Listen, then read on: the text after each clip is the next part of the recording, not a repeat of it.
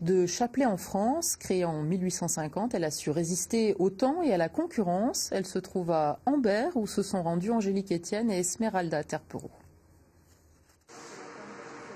Tous les jours depuis 25 ans, Corinne Lavandier enfile des perles, une à une, mais pas pour faire n'importe quel collier.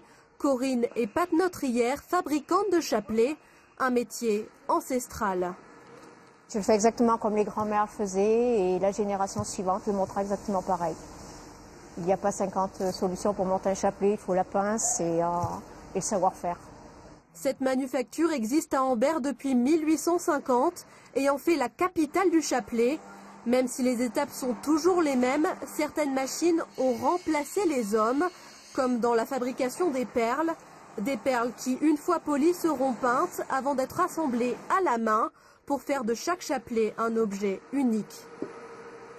Le secret de notre entreprise, ça vient du fait que c'est très varié. On travaille à la demande du client. Donc, chaque chapelet est unique par la matière et on va le garder longtemps. Et c'est ce qui fait la longévité de l'entreprise. Une longévité qui a un prix. De 1500 salariés en 1950, il y en a presque 100 fois moins aujourd'hui. La survie de l'entreprise passe donc aussi par l'exportation. On les vend dans toute la France, dans des pèlerinages comme Notre-Dame de la Garde, Notre-Dame de la Salette, sur Paris.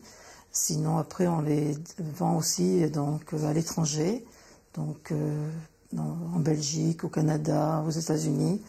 Ces chapelets sont même depuis peu vendus sur Internet, une manière de répondre à l'appel des églises du monde entier.